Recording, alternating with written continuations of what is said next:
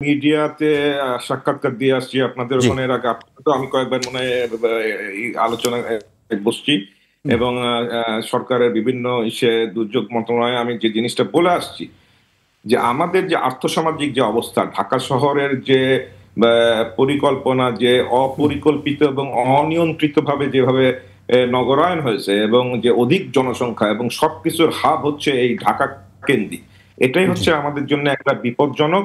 এবং ভূমিকম্প যেখানেই হোক সবচেয়ে ক্ষতি হবে হচ্ছে আপনার ঢাকা নগরীতে। এই আপনার অপরিকল্পনা এবং সরকারের যে প্রস্তুতির অভাব, আমরা যে প্রস্তুতির কথা বলি, সরকার সেই প্রস্তুতি না নিয়ে সরকার হচ্ছে ভূমিকম্প সংঘটিত হয়ে যাওয়ার পরে মানে উদ্ধার কার্যের জন্য সেখানে মহাপরিকল্পনা করছে কোটি কোটি টাকা। কোটি টাকা মানেই হচ্ছে সেটা হচ্ছে একটা বাণিজ্য।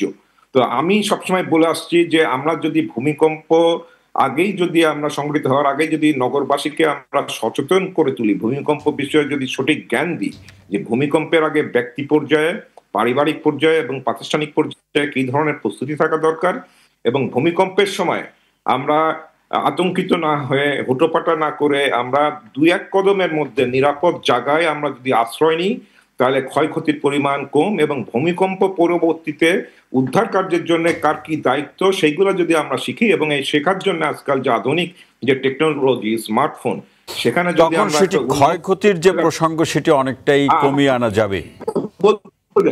আমাকে বলতে দেন, জি। আমাকে বলতে দেন সেই স্মার্টফোনের মাধ্যমে যদি আমরা উন্মুক্ত প্রতিযোগিতার মাধ্যমে যদি আমরা ন্যাচারাল হ্যাজার্ড গেম, যদি আমাদের তরুণদের মধ্যে যে আপনার পটেনশিয়ালিটি রয়েছে সেটাকে কাজে লেগে যদি আমরা ন্যাচারাল হ্যাজার্ড গেম তৈরি করে, এই যে আমি যে তিনটা ধাপ বললাম, এটা যদি আমরা শেখাই জনগণকে, তাহলে 3 থেকে 6 মাসের মধ্যে আমরা জনগণকে আমরা ভূমিকম্পের ব্যাপারে সচেতন করে তুলতে পারি। এবং এইখানে সীমাবদ্ধ থাকলে হবে না, এরপরে ফায়ার সার্ভিস যারা রয়েছে তারা হচ্ছে আপনার নিয়মিত ভূমিকম্পের মহড়া মাধ্যমে অনুশীলন করে মানসিক মনোবল তৈরি করতে হবে।